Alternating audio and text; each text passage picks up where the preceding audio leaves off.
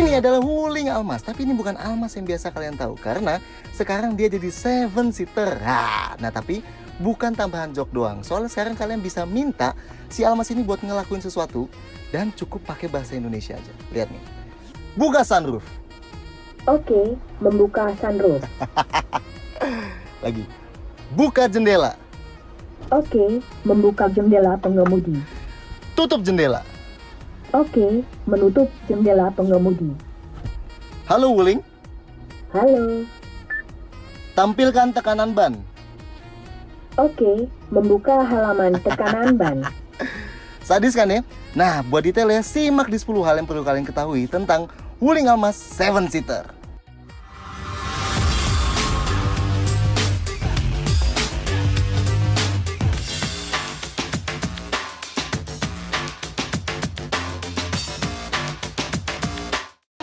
Sampai video ini diupload, nama dan harga resmi dari varian 7-seater ini masih belum diumumkan. Nanti setelah resmi di GIIA 2019, bakal kita update di kolom komentar. 1. Dimensinya sama nggak? Ukuran si Almas 7-seater ini sama persis dengan Almas 5-seater. Sempit dong. Mengingat si Almas 7-seater lebih panjang dibanding si RV baru, atau bahkan dibanding X-Trail sekalipun, harusnya sih masih lumayan masuk akal. Bahkan gak ada tambahan emblem apa-apa di bagian belakang Almas 7-seater ini buat bedain sama yang 5-seaternya. Oh, ini juga berarti Almas 7-seater ini bakal jadi kompetitor direct sama Glory 580 karena dimensi yang mirip, jumlah jok yang mirip, dan tenaga mesin yang mirip-mirip lah. 2. Beda eksterior. Pasti kalian udah familiar lah ya sama bentuk Almas ini, jadi kita nggak bakal bahas detail-detail banget. Yang jelas, bentuknya emang kelihatan futuristik. Dan kalau kalian cari bedanya sama yang 5-seater, cuma bagian belakang aja. Kalau yang 5-seater bentuk bumpernya punya 2 ornamen knalpot palsu alias nggak berlubang, di yang 7-seater ini ornamennya dihilangkan dan ditongolin knalpot benerannya dengan muffler tip chrome di sebelah kiri. Bentuk bumper paling bawahnya juga sedikit dibedakan. Oh, sama kalau dulu ban Almas 5-seater pakai Continental Conti Premium Contact, sekarang pakai GT Radial Savero SUV. Sisanya sama persis. Jadi kalau kalian udah hafal banget sama eksterior Almas, langsung skip aja ke nomor 3. Buat yang belum tahu nih, kita jabarin sedikit detailnya. Tampang depan didominasi grill utama besar dan bermotif 3 dimensi. Ada list metalik mengitari lampu sampai ke grill.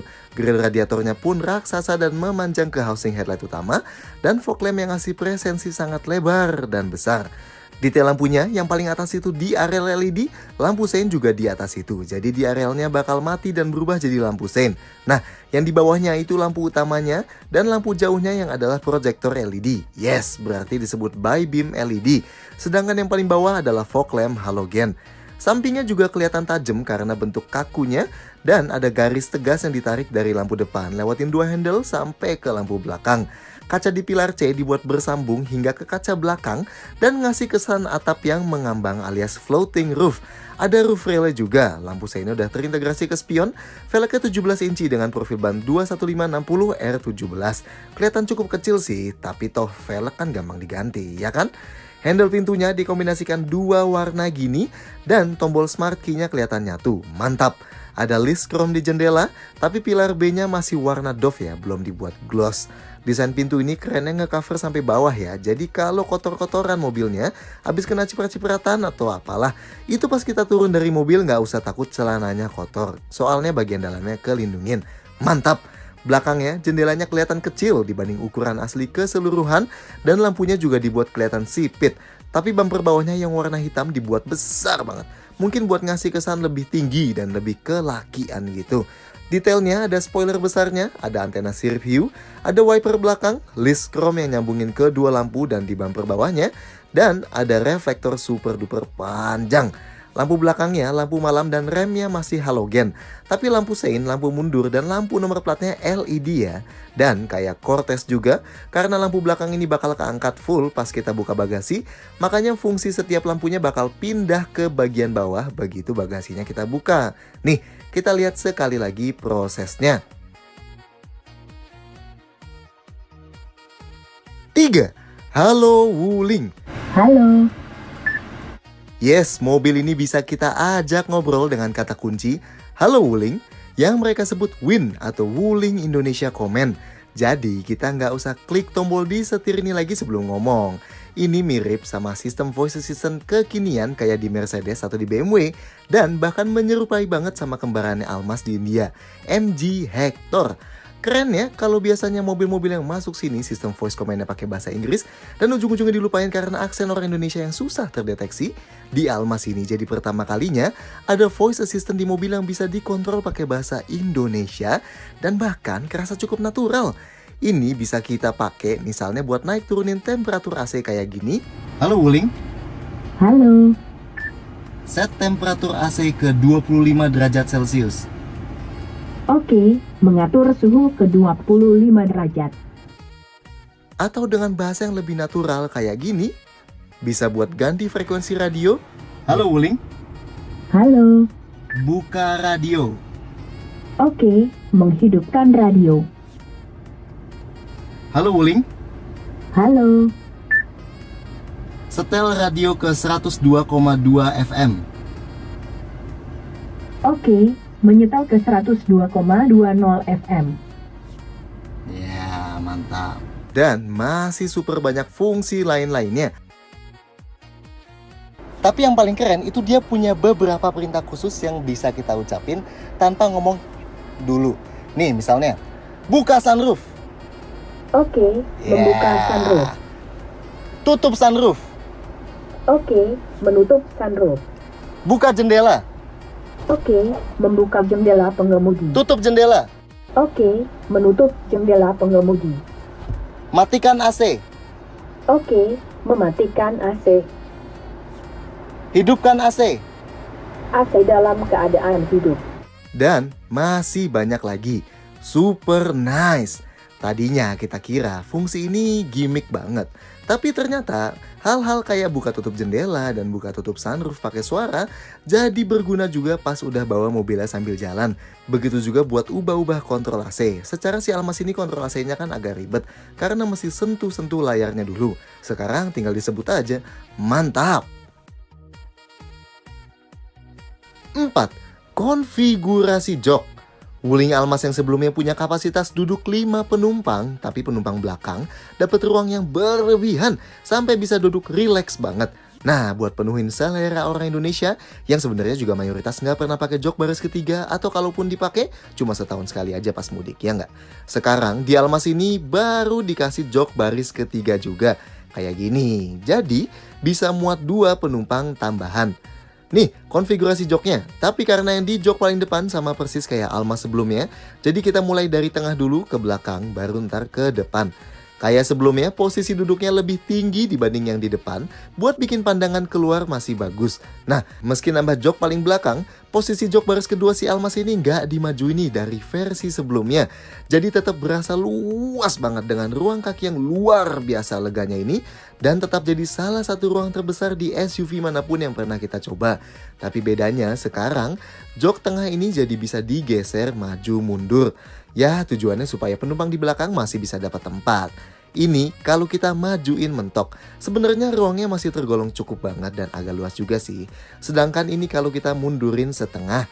Sudut sandarannya tetap bisa diubah secara fleksibel pakai yang di pinggir ini. Dari segini sampai paling rebah segini. Rebah banget buat sebuah SUV, mantap. Ruang kepala masih termasuk aman meski nggak terlalu luas. Tapi panoramik sunroofnya sampai ke tengah nih, yeah.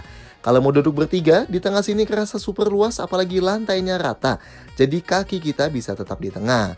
Dudukannya sedikit lebih tinggi tapi empuk. Dan sandarannya sedikit lebih keras. Tapi ada headrest adjustable di tengah sini plus seatbeltnya 3 titik. Oh, posisi seatbeltnya kali ini nyatu di jok ya. Kalau sebelumnya kan ada di atas plafon. Dan kalau kita geser ke samping, ini bisa dijadiin armrest. Nice.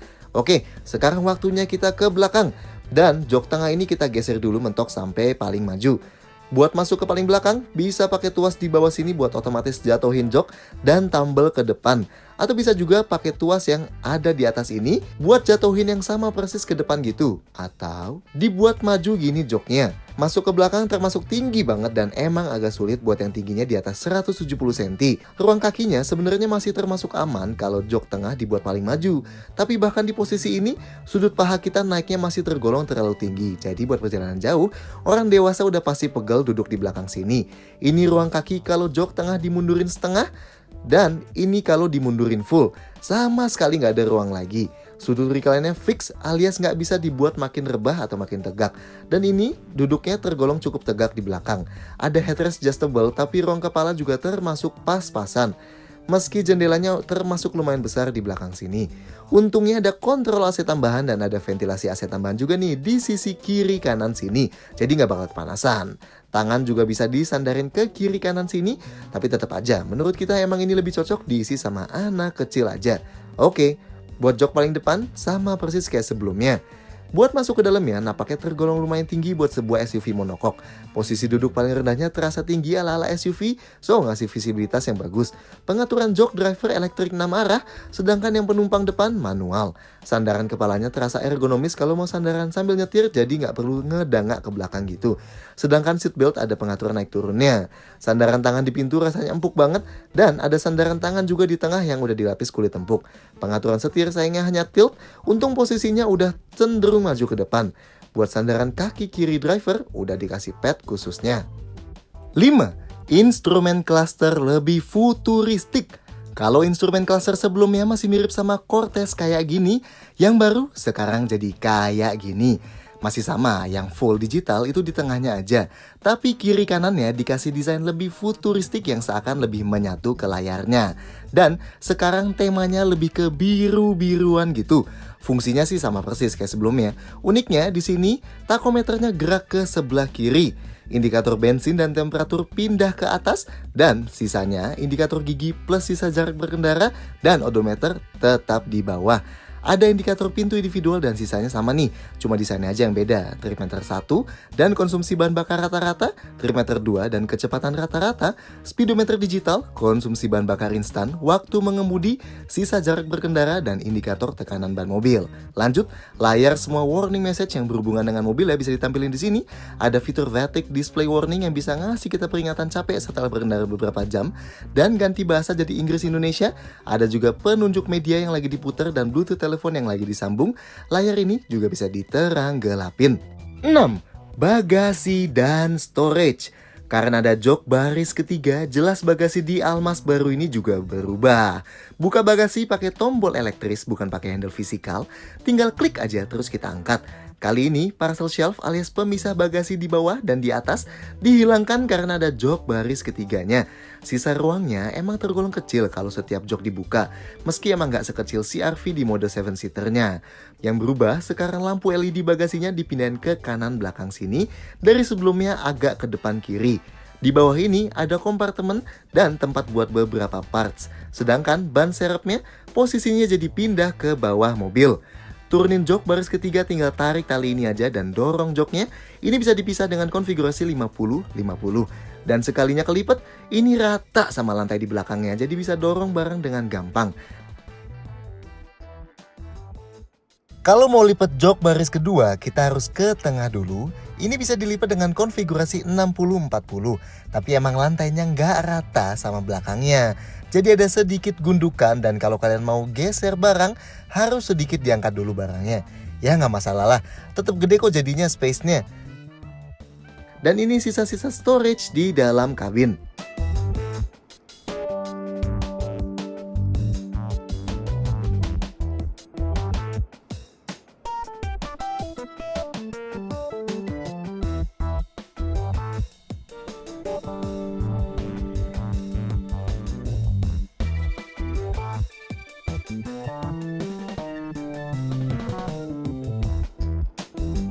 Tujuh, interior berubah sedikit.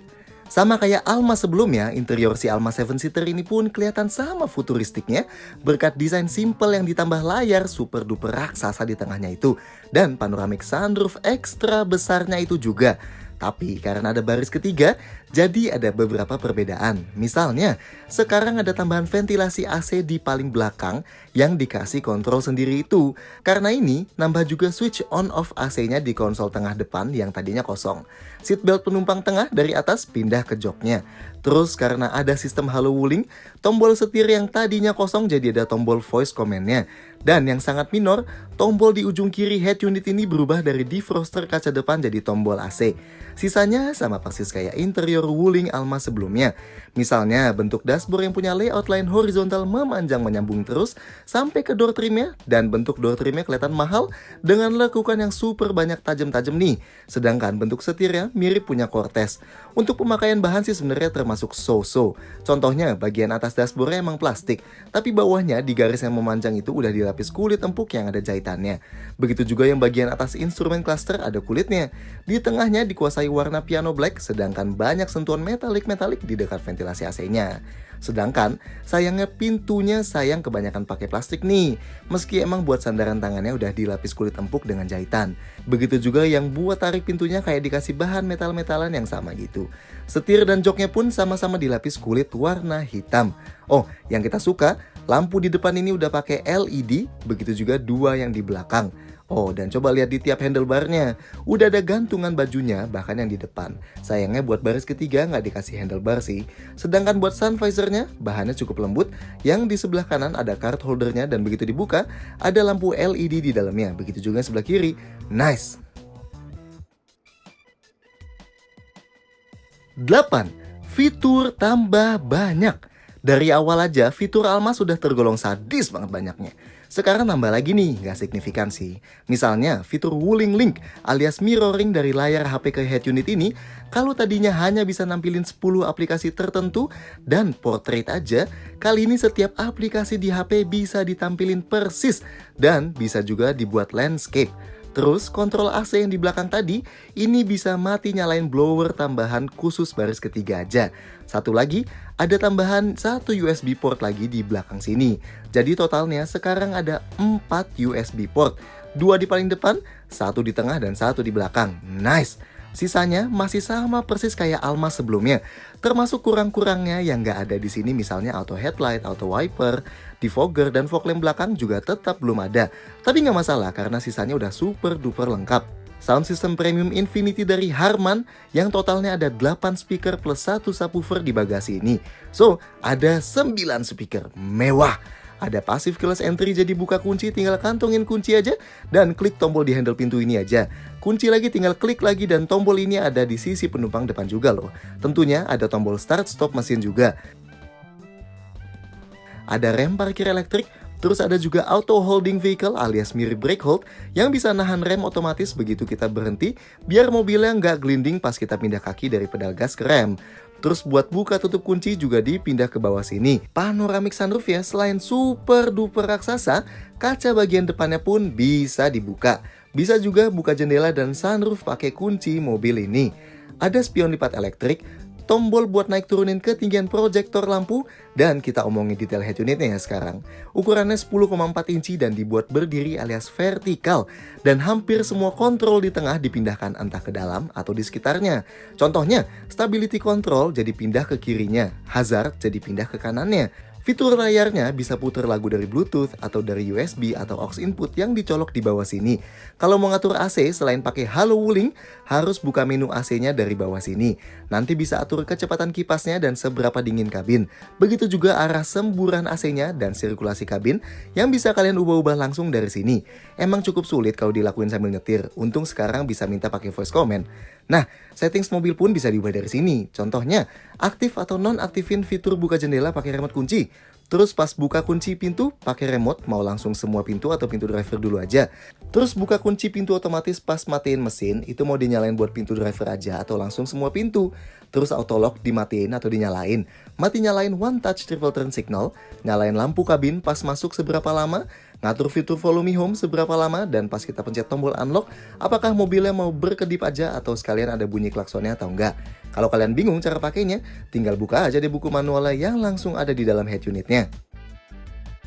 9. Safety tetap lengkap. kayak sebelumnya, fitur safety di Almas 7-seater ini juga termasuk sangat lengkap.